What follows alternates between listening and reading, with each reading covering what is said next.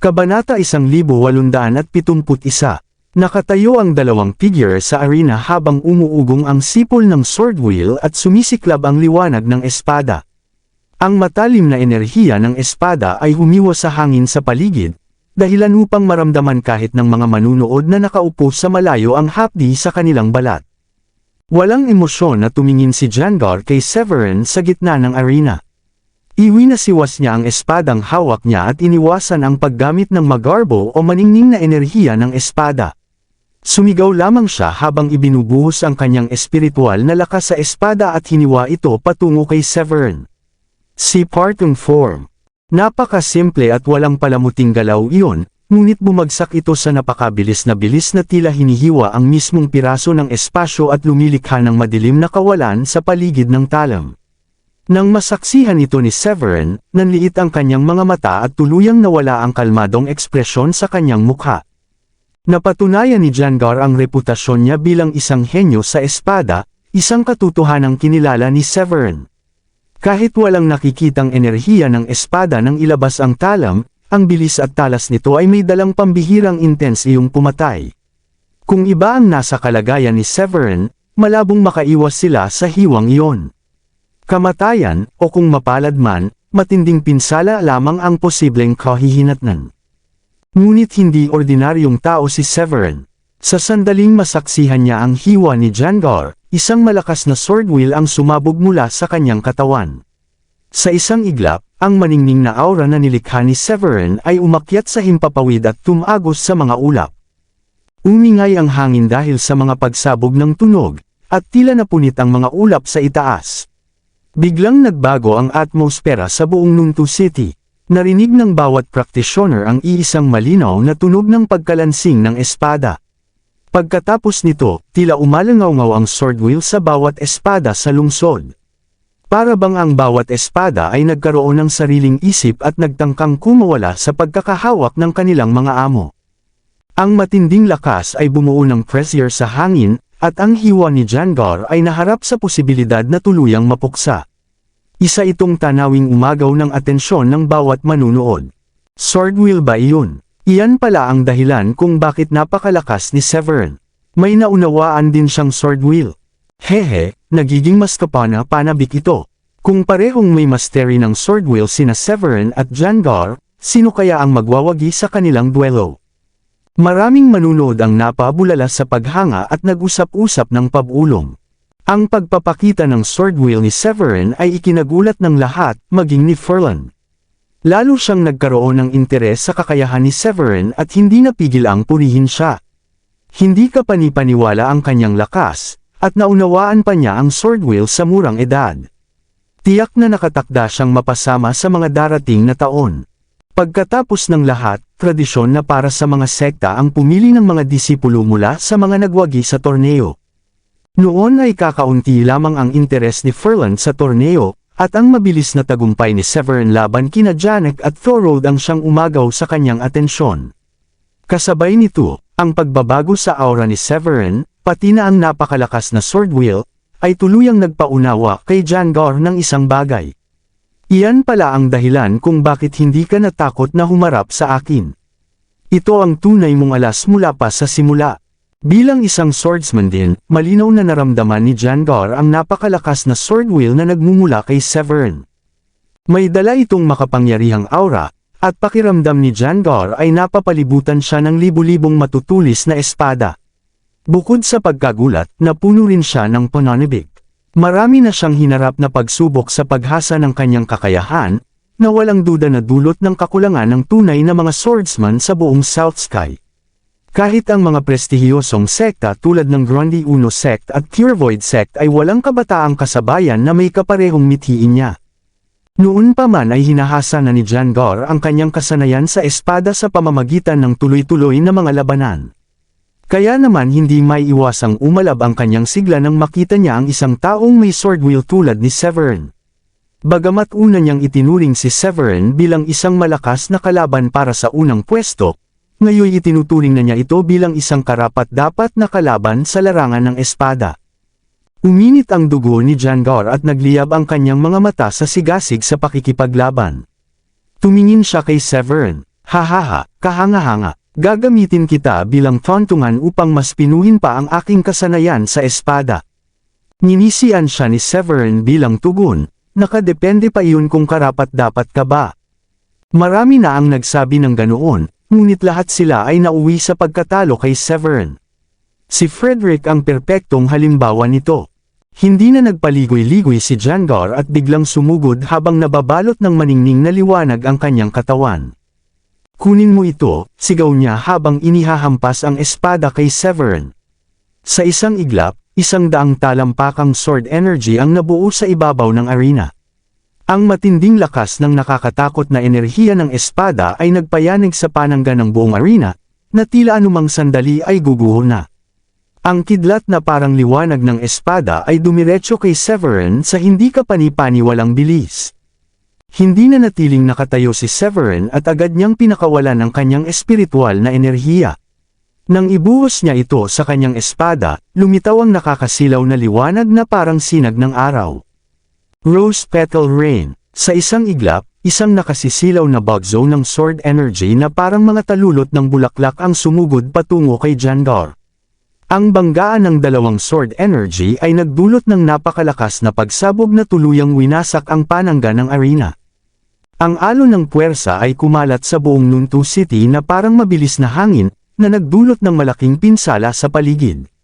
Agad kumilos sina Ferland at Kyo, at tumalon sila sa ere upang magtayo ng panibagong espiritual na panangga para protektahan ang mga manunood mula sa alon ng puwersa. Nagngangagat ang ngipin ni Kyo habang hinihikayat si Ferland na panatilihin ang panangga, baka masira ng alon ng puwersa mula sa dalawang ito ang buong Nuntu City. Tumango si Ferland at mabilis na umakyat sa arena upang muling itayo ang panangga. Ang labanan nina Jangar at Severin ay nagdulot ng mga alon ng puwersa na muntik ng magwasak sa lahat ng estruktura sa loob ng 2 milyang saklaw. Matapos maibalik ang panangga, muling nagpatuloy ang sagupaan ng dalawang mandirigma sa arena. Sumugod sila sa isa't isa na parang mga palaso, at tanging mga bakas ng kanilang paglipad ang naiwan sa hangin.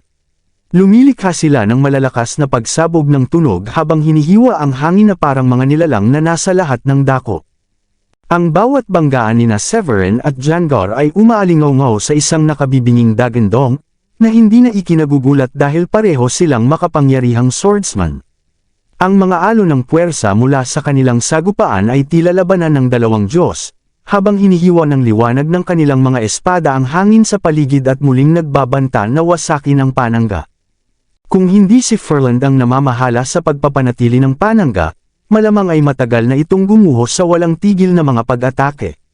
Patuloy na umiigting ang laban at kapwa naglalagablab sa sigasig sa pakikipaglaban ang dalawang panig.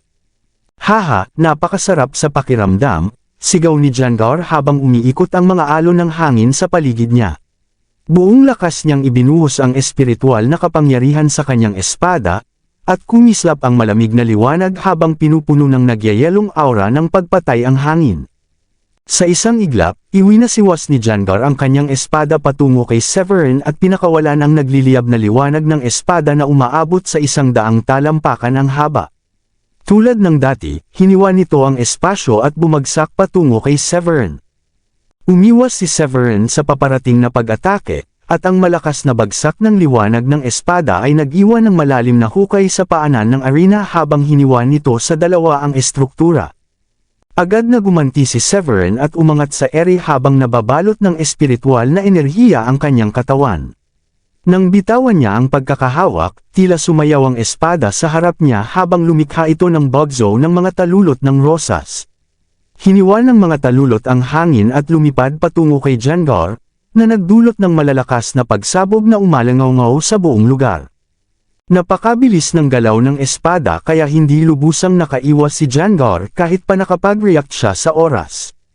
Sunod-sunod ang mga pagsabog, at ang panangga na ginawa ni Jangar upang protektahan ang sarili ay tuluyang nabasag. Tumagos ang mga talulot at tumama ng malakas sa kanya. Sa isang iglap, lumitaw ang isang malalim na sugat sa kanyang dibdib at napaluwa siya ng isang subaw ng dugo. Tanging hindi paniniwala lamang ang namayani sa mga manunood habang nasasaksihan nila kung paano duminahin ni Severin ang laban kay Jangar. Kumalat ang mga bulong-bulungan, habang kinukwestiyon ng mga tao ang walang kapantay na lakas ni Severin sa labanan. Gaano ba talaga kalakas si Severin? Natalo ba ni Severin si Jangar sa loob lamang ng ilang galaw? Nakakabaliw ito. Gagawin ba ni Severin ang malinis na pagwawagi sa torneo ngayong taon at matatalo kahit si Jangar? Napangiwi si Jangar sa arena habang pilit niyang tinitiis ang walang humpay na pag-atake ni Severin. Nilunok niya ang dugong nasa kanyang bibig at nagpakita ng mabangis na ekspresyon habang nararamdaman niya ang nanunuot na sword wheel na naiwan sa sugat sa kanyang dibdib. Kahanga-hanga, ito ang unang pagkakataon na may taong nakapinsala sa akin ng ganito, hingal ni Jangar habang nakatitig kay Severin. Sa kanyang pananaw sa swordsmanship, kahit si Thorold, na isang henyong kinikilala ng karamihan sa Nunto City, ay hindi niya kailanman itinuring na mataas. Si Severin ang unang taong tunay na nakakuha ng kanyang atensyon. Ang masupol at mabugbog ni Severin ay isang realidad, ay hirap tanggapin ni Jangar, at agad siyang naglabas ng matinding intensyong pumatay matapos niyang tapusin ang kanyang sinabi. Ang aura ni Jangar ay kahawig ng isang walang kapantay na espada, at tuluyan na nitong nilampasan ang panangga ng arena upang balutin ang buong Nunto City. Naligo sa liwanag ng espada ang kanyang katawan habang malamig niyang tinitigan si Severin.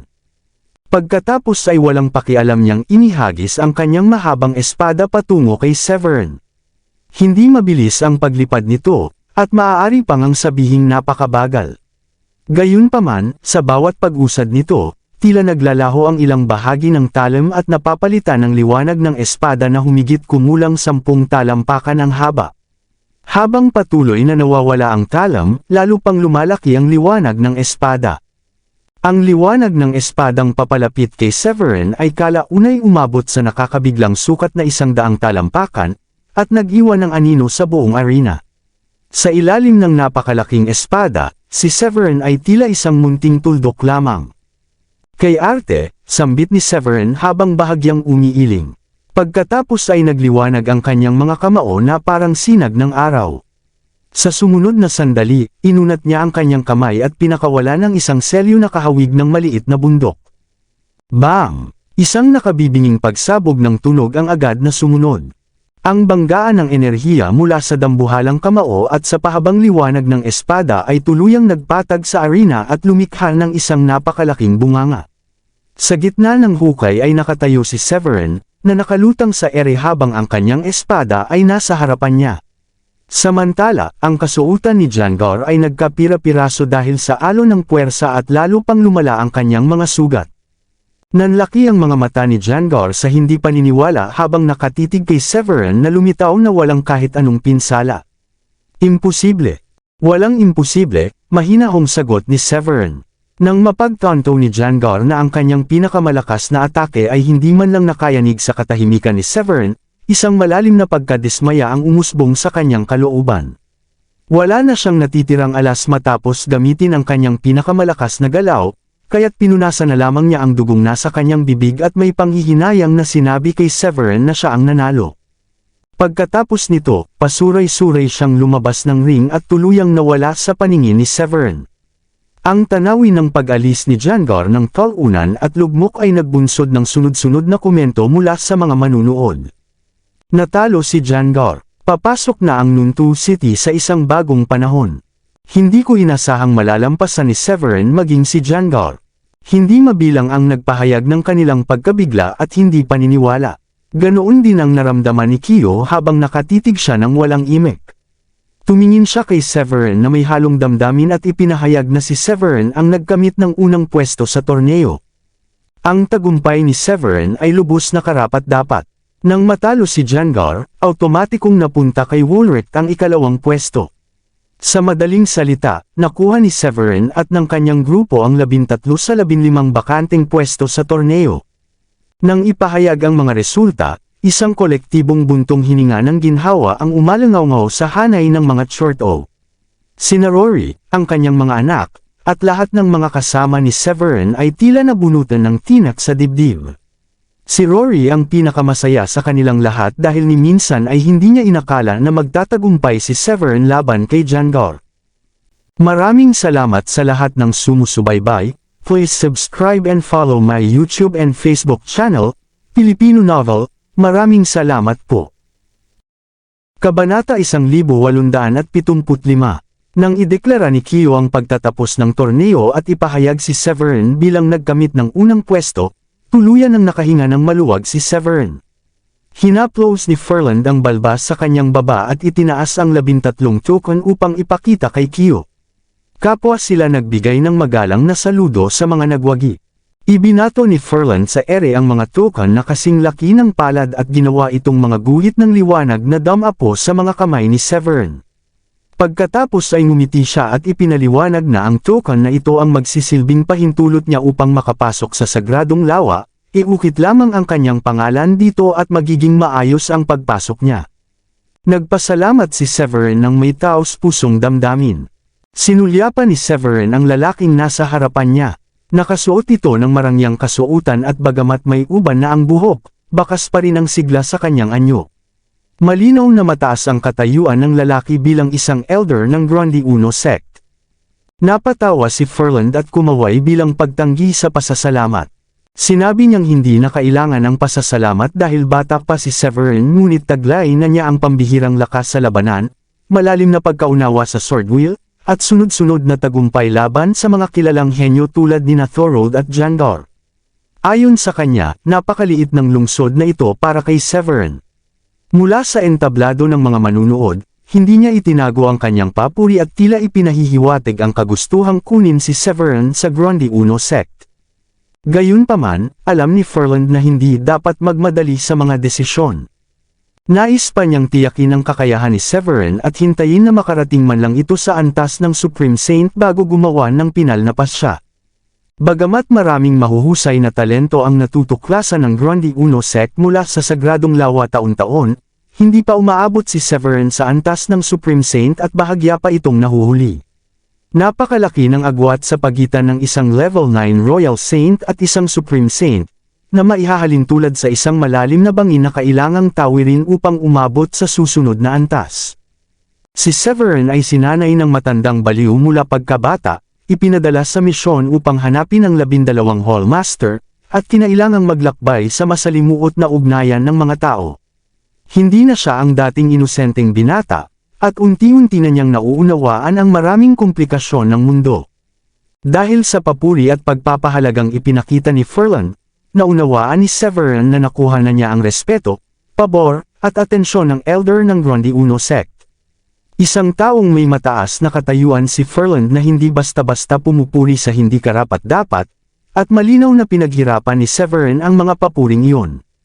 Muling nagpasalamat si Severin matapos matanggap ang token. Nang mapansin ni Ferland na tila may naunawaan si Severin, ngumiti siya at sinabi na oras na para umuwi at magpahinga. Huwag din daw niyang kalimutang magpakita sa mansyon ng alkalde makalipas ang 2 araw. Tumango si Severin bilang pagsang-ayon at sinabing susunod siya. Matapos tapusin ang usapan nila ni Ferland, itinabi ni Severin ang token at bumalik sa kanilang hanay. Nagulat si Severin sa sobrang paggalang ni Rory, kaya inihagis niya ang isang token kay Rory at sinabi na natupad na niya ang kanyang bahagi ng napagkasundoan.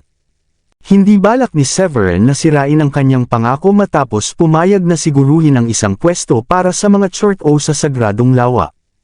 Maingat na itinabi ni Rory ang token at nagsabing wala siyang alinlangan na si Severin ay isang taong tumutupad sa salita.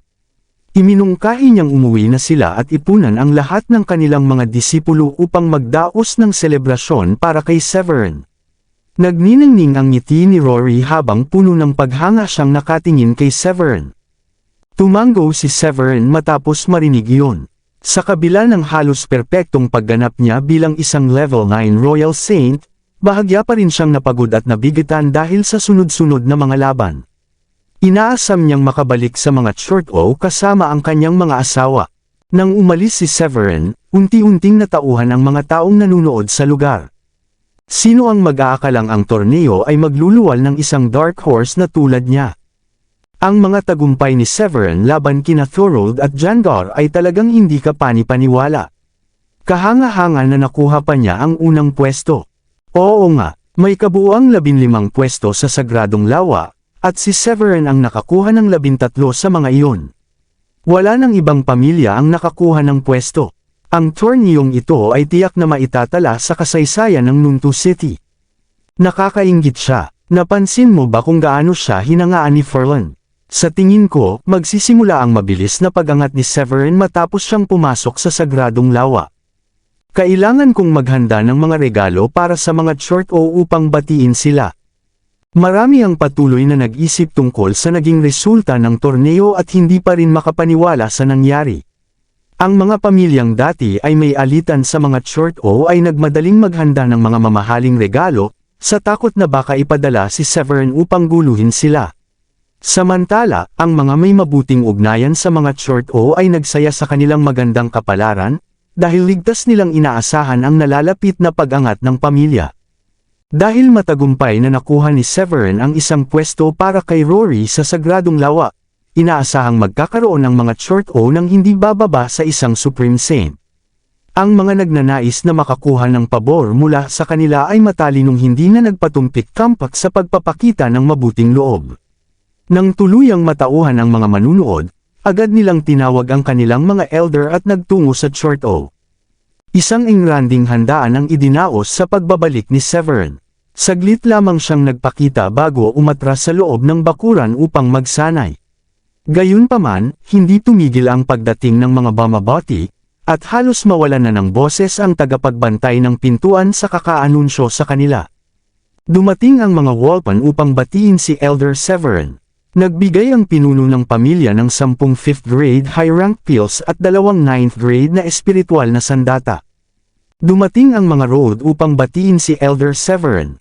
Sa pangunguna ng pinuno ng pamilya, nagbigay sila ng 2,000 taong gulang na pill at isang 5th grade Dragon Demon pill. Dumating ang mga gents upang batiin si Elder Severin. Naghandog sila ng 2 Sun grade na teknik sa pakikipaglaban. Ang mga pamilya mula sa buong lungsod ay dumating sa tirahan ng mga short o para sa handaan. Si Rory, na dati pinuno lamang ng isang maliit na second-tier na pamilya, ay nalubog sa labis na pagmamalaki. Naramdaman niya ang malaking tagumpay nang makita niyang ang mga level 9 Royal Saint, na dati minamaliit siya, ay ngayon magalang nang nakikitungo sa kanya. Gayunpaman, hindi niya nakalimutan na si Severin ang pangunahing dahilan ng pag-angat ng mga short o. Matapos ang handaan, iniabot ni Rory ang lahat ng mga regalo na natanggap kay Severin. Sa loob ng bakuran, inutusan ni Rory ang kanyang mga tagapaglingkod na sumama sa kanya at dalhin ang mga maingat na binalot na kahon ng regalo patungo sa silid ni Severin. Nagpapahinga si Severin sa isang upuang umaalog habang ipinaliwanag ni Rory na ang mga ito ay 2 9th grade na espiritual na sandata at mga pil mula sa mga Walpan. Ang iba naman ay mula sa mga road at mga gents. Tumango si Severin matapos marinig yun at sinabi na ilagay na lamang ang mga iyon doon. Doon mismo naranasan ni Severin ang epekto ng biglaang kasikatan. Kahit unang pwesto pa lamang ang kanyang nakuha at hindi pa niya naaabot ang antas ng Supreme Saint, marami na ang sabik na magbigay sa kanya ng mga regalo upang makuha ang kanyang pabor. Ang mga 9th grade na espiritual na sandata at 5th grade high rank pills mula sa mga Walpan ay tiyak na kaiinggitan ng maraming level 9 Royal Saint. Mahalaga ang bawat regalo, at maging sina Diane at Woolrich ay nakaramdam ng kaunting inggit. Pareho silang level 9 Royal Saint, ngunit ang mga sandatang gamit nila ay 8th grade na espiritual na sandata lamang. Matapos mailapag ang mga gamit, napangiti si Rory ng bahagya at ipinaliwanag na bilang pasasalamat sa mga ambag ni Elder Severin, personal siyang nagpasya na magbigay ng 2,000 taong gulang na pill, 2 9th grade na espiritual na sandata, at 10,000 espiritual na bato mula sa yaman ng mga short o. Ang maalalahanang kilos ni Rory ay patunay ng kanyang mabuting pagkatao, husay sa pakikitungo sa kapwa, at kakayahan bilang pinuno ng mga short o. Bagamat hindi kasing halaga ng mga regalo na mula sa mas malalaking pamilya ang kanyang handog, malinaw na simbolo iyon ng suporta ng mga short o. Kahit hindi kailangan ni Severin ang mga iyon, maaari naman niyang ipamahagi ang mga ito sa kanyang pamilya at sa grupo ni Woolrich. Pinahalagahan ni Severin ang kanyang katapatan at ngumiti bilang tugon. Tuwang-tuwa si Rory sa naging sagot ni Severin at magalang na nagpaalam, sinabing kailangan pa niyang asikasuhin ang mga panauhin. Pagkaalis ni Rory, ngumiti si Woolrich kay Severin at sinabi na talagang nakilala na siya sa buong Nunto City. Hindi na raw niya maisip kung gaano karaming tao ang gustong lumapit at makipagkaibigan sa kanya. Tinutukoy niya ang mga regalo na mula sa 1,000 taong gulang na Pil hanggang 9th grade na espiritual na sandata. Idinagdag pa niya na kahit pangalawa lamang ang kanyang nakuha sa torneo, walang nag-abala na magbigay sa kanya ng kahit ano. Napapikit si Gilda at agad na sumagot na tama na ang pang-aasar. Sinabi niyang napakalakas ni Severin kaya halos wala nang silbi sa kanya ang mga regalo na iyon, at sa huli ay ipapamigay rin niya ang mga iyon sa kanila. Tama ang obserbasyon ni Gilda. Para kay Severin, halos wala nang halaga ang mga regalo na iyon. Hindi na niya kailangan ng 5th grade high rank pills dahil kasalukuyan siyang nagpapahusay ng isang 6th grade na recipe ng pill na kayang magpatatag ng spiritual energy. Kapag nagtagumpay siya, aabot na siya sa antas ng isang 6th grade alchemist at hindi na siya magkakaroon ng interes sa 5th grade pills. Bukod pa rito, mayroon na siyang 9th grade na espiritual na sandata, at ang mga sun grade na teknik sa pakikipaglaban ay hindi rin nakakuha ng kanyang pansin dahil mayroon na siyang 3 ganoong antas na teknik. Iwinasiwas ni Severin ang kanyang kamay at kinuha ang mga pil mula sa mahigit 100 kahon ng regalo bago ipamahagi ang natitirang mga gamit kina Dayan at sa iba pa. Napakabukal din ng mga handog dahil may kabuuang 10 9th grade na espiritual na sandata at ilang sun grade na teknik sa pakikipaglaban. Humarap si Severin kay Woolrich, sa Great Elder, at sa iba pa habang nakangiti at sinabing hindi niya kailangan ang alinman sa mga iyon, kaya malaya silang pumili kung alin ang gusto nila. Ang tanawin ng mga pil, espiritual na sandata, at mga teknik sa pakikipaglaban sa harapan nila ay nagdulot ng malapad ng ngiti kay Woolrich, na nagsabing hindi na sila magdadalawang isip pa.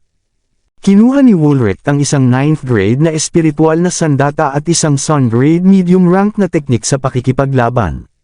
Pinili naman nina Felipe, Samuel, at iba pang elder ang mga bagay na sa tingin nila ay magiging kapaki-pakinabang sa kanila.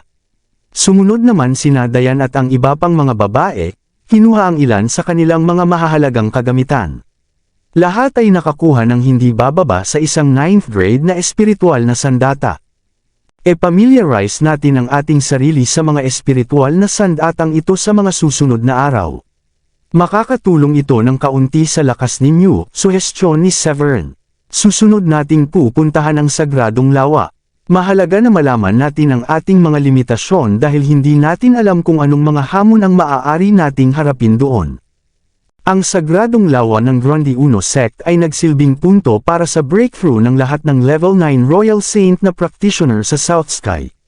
Kahit ang maliit na lugar tulad ng Nunto City ay may 15th entry, at marami pang ibang lungsod sa South Sky. May posibilidad na mas maraming mahuhusay na henyo sa ibang lugar, katulad ng Nunto City na may mga individual tulad ni Thorold at Jandor. Kung sakaling may aberya, ang lakas ng grupo ay makakatulong upang suportahan ang isa't isa. Tumango ang lahat pagkatapos marinig ang mga salita ni Severin. Naiintindihan nila ang pangangailangan ng pag-iingat sa nalalapit na paglalakbay sa sagradong lawa, lalo na't hindi matiyak ang mga panganib doon. Pagkatapos kunin ang kanilang mga kagamitan, bumalik sila sa kani-kanilang silid upang simulan ang pamilyarisason sa mga 9th grade na espiritual na sandata. Makaraan ang 2 araw, oras na upang umalis patungo sa sagradong lawa kasama si Ferland. Maagang bumangon si Severin, mabilis na naligo, at pinangunahan ang lahat papunta sa mansyon ng alkalde pagkatapos ng almusal. Ang natatanging entry quota para sa mga short O ay napagdesisyonan na ibigay kay Rory matapos ang ilang mahigpit na internal na talakayan. Siya ay level 7 na Royal Saint matapos uminom ng mga pil noong nakaraang araw. Dahil sa kanyang antas, siya ang lohikal na pagpipilian.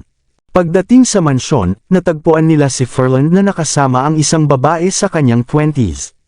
May payat na katawan at magandang mukha na kahawig ni Kyo. Kahit na siya ay mid-stage level 9 Royal Saint lamang, ramdam ang lakas ng kanyang aura. Sa isang sulyap, nadetermina ni Severin na siya ay anak ni Kyo. Isa sa mga nakakuha ng top 10 sa torneo ay isang elder mula sa mansyon ng alkalde. Maaaring ipalagay na ibinigay ni Kyo ang kota sa kanyang anak na babae, si Ili. Anuman ang naging ayos ng alkalde, wala itong kinalaman kay Severin, kaya lumapit siya kay Ferland at ngumiti bilang pagbati, umaasa akong hindi kami nahuli. Hindi naman. Tama ang oras ninyo, mahinahong sagot ni Ferland.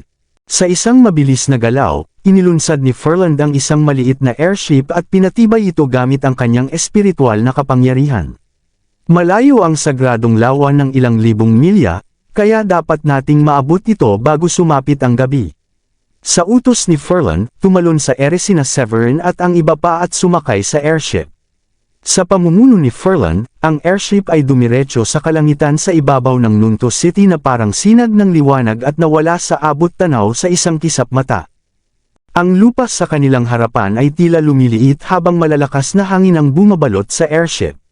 Sa di kalaunan, ang Nunto City ay naging maliit na itim na tuldok bago tuluyang nawala sa paningin. Pinamunuan ni Ferland ang airship at ngumiti habang nagsabi, "Huwag kayong mag-alala. Ang airship na ito ay may protection na shield na naghiwalay sa atin mula sa labas. Hindi ninyo kailangang mag-alala na mahulog." Lahat ay ngumiti bilang tugon sa biro ni Ferland. Sa 14 na individual na patungo sa sagradong lawa mula sa Nunto City, si Ili, ang anak na babae ni Kiyo, lamang ang hindi pamilyar sa kanila. Hindi nagtagal, naging masigla ang atmosfera. Habang minamaneho ni Ferland ang airship, nagpa siya si Severin na magtanong tungkol sa sagradong lawa. Ayaw niyang dumating doon nang hindi alam kung ano ang dapat asahan.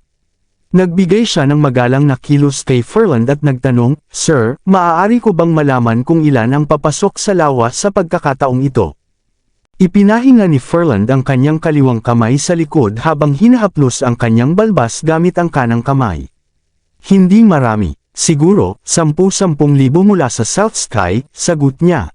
Nagulat sina Woolrich at ang iba nang marinig iyon. 10,000. Naisip nila kung anong klaseng lugar ang sagradong lawa kung ganoon karaming level 9 Royal Saint ang papayagang pumasok ng sabay-sabay at mag-breakthrough. Pinatatag ni Severin ang sarili at muling tumutok kay Ferland. "Maaari mo ba kaming bigyan ng paliwanag kung ano ang espesyal sa sagradong lawa?" Bilang tugon sa kuryosidad ni Severin, nagsimula si Ferland sa pagpapaliwanag. "Sigurado akong alam ninyo ang pagkakaiba ng Royal Saints at Supreme Saints. Nakakamit ng Supreme Saints ang lakas sa pamamagitan ng pagpapatibay ng kanilang kaluluwa at paglikha ng tinatawag na martial soul." Tumango si Severin, natutunan niya ang mga konseptong iyon sa kanyang panahon sa mga Chorto. Gayunpaman, wala siyang alam sa buong proseso ng pagpapatibay ng kaluluwa. Pagkatapos ay nagpatuloy si Ferland. Ang sagradong lawa ay nagtataglay ng napakalaking dami ng natural na kapangyarihan, kilala rin bilang kapangyarihan ng langit at lupa. Kayang maramdaman ito ng mga level 9 Royal Saints, at sa tamang pagkaunawa sa sariling katawan, magagawa ng isa na ipunan ang espiritual na kapangyarihan sa isang condensed soul. Ito ang nagtataguyod ng breakthrough patungo sa pagiging Supreme Saint. Natural na kapangyarihan. Tanong ni Severin nang nagulat. Inalala niya ang kanyang pagdating sa Blue Realm at maingat na pagmamasid sa paligid. Bukod sa 10 beses na masiksik na natural na energy at sa malakas na puwersa sa paligid, halos pareho ang lahat tulad ng kanyang naramdaman sa Sky Blue Sect. Marahil ang puwersang iyon sa paligid ang tinutukoy ni Ferland bilang natural na kapangyarihan, ang kapangyarihan ng langit at lupa. Kinumpirma ito ni Ferland, "Oo." Pagkatapos ay binuksan niya ang kanyang palad at bahagyang yumuko ang mga daliri na tila humahawak ng bola. Mabilis na lumitaw ang pinong hibla ng di nakikitang puwersa sa kanyang palad, naglabas ng mahinang liwanag at nagbigay ng napakalakas na aura. Kahit si Severin, na isang level 9 Royal Saint, ay nakaramdam ng kakaibang sensasyon sa harap ng puwersang iyon. Nanindig ang mga balahibo sa kanyang katawan. Ipinaliwanag ni Ferland, ito ang kapangyarihan ng langit at lupa. Ito ang pinakamalakas na puwersa sa buong pag-iral, na nalalampasan pa ang espiritual na enerhiya ng langit at lupa. Kabanata 1880. Ayon kay Ferland, kahit na ang kapangyarihan ng langit at lupa ay umiiral sa maraming lugar, kahit ang mga Supreme Saint ay hindi kayang gamitin ito. Tanging sa pagpasok sa sagradong lawa lamang posible ang pagsasanay at maging isang Supreme Saint. Pagkatapos ay binuksan niya ang kanyang bibig at nilamon ang mga hibla ng liwanag. Ang sagradong lawa ang tanging lugar sa buong rehiyon ng South Sky na naglalaman ng kapangyarihan ng langit at lupa. Ito ay pag-aari ng 4 na pangunahing sekta, kabilang ang Grundy Uno sect. Sa paliwanag ni Ferland, naunawaan ni Severin ang kakaibang katangian ng sagradong lawa. Upang makamit ang breakthrough sa Supreme Saint, kinakailangang maunawaan ang kapangyarihan ng langit at lupa at pagkatapos ay ipunan ang sariling kapangyarihan upang makalikha ng primal soul. Ang sagradong lawa ay pinaghahati-hatian ng 4 na pangunahing sekta, kaya hindi ito pag-aari lamang ng Grundy Uno sect. Gayunpaman, ang Grundy Uno sect ang pinakadominant sa 4. Huminga ng malalim si Severin matapos matuno ang impormasyong iyon. Nang siya ay magsimulang sumagot, dagdag ni Ferland, ang 4 na pangunahing sekta ay karaniwang kumukuha ng disipulo sa panahon na pinapayagan ang pag-akses sa sagradong lawa. Kung matagumpay kang makakamit ang breakthrough sa Supreme Saint, maaaring magkaroon ka ng pagkakataon na ma-activate ang isang spiritual vein o isang natatanging martial soul. Ito ay magbubukas ng daan upang sumali sa isa sa 4 na pangunahing sekta. Napahanga si Severin sa impormasyong iyon at agad na sumagot, "Salamat sa pagsasabi niyan." Iwinasiwas ni Ferland ang kanyang kamay at nagbigay ng paalala, "Huwag mo munang pasalamatan ako. Ang pagtanggap sa iyo ay nakasalalay sa iyong pagganap." Tumango si Severin bilang tanda ng pagkaunawa at naintindihan ang kahalagahan ng sitwasyon. Ang mga salita ni Ferland ay nagsilbing paalala sa kanya, bagamat maaari pa rin silang manatiling independenteng practitioners matapos makamit ang breakthrough, mas mahirap makakuha ng resources sa mas mataas na antas. Kung ang isa sa 4 na sekta ay tatanggap sa kanila bilang disipulo at magbibigay ng kinakailangang suporta, hindi magiging mahirap makakuha ng mga resources. Higit sa lahat, nais ni Severin na maging isang dakilang alchemist na kayang gumawa ng mas mataas na antas ng pills. Ang mga ordinaryong pamilya ay hindi posibleng magtaglay ng ganitong mga pills, at tanging mga kilalang sekta lamang ang may kakayahang gumawa nito. Sa pag-unawa na iyon, nagkatinginan si Severin at ang kanyang grupo at tumango. Napagpasyahan ni Severin na sumali sa Grundy Uno sect matapos makamit ang breakthrough sa sagradong lawa. Sa natitirang bahagi ng paglalakbay, hindi na nagtanong pa si Severin at ang kanyang grupo kay Ferland at tahimik na naghintay na marating ang kanilang destinasyon. Bawat kalahating oras, humihinto ang airship sa iba't ibang lungsod at sumasakay ng mga bagong pasahero, ang mga nagwagi sa torneo ng bawat lungsod. Unti-unti, dumami ang bilang ng tao sa airship na may haba na 100 talampakan hanggang umabot sa daan-daang individual. Sa wakas, narating ng grupo ang sagradong lawa ng South Sky sa gabi. Ginamit ni Ferland ang isang plaque upang i-activate ang seal na bumabalot sa sagradong lawa bago ipasok ang grupo. Sa kanilang harapan ay isang lawa na napapalibutan ng bundok. Malawak ang lawa ng ilang milya, at ang kalangitan sa ibabaw nito ay natatakpan ng puting ulap. Sa isang iglap, isang napakalakas na espiritual na enerhiya ang bumalot sa katawan ni Severin. Isang malalim na hininga ang nagpasigla sa kanya at nag-iwan ng pakiramdam ng labis na kasiglahan ng katawan.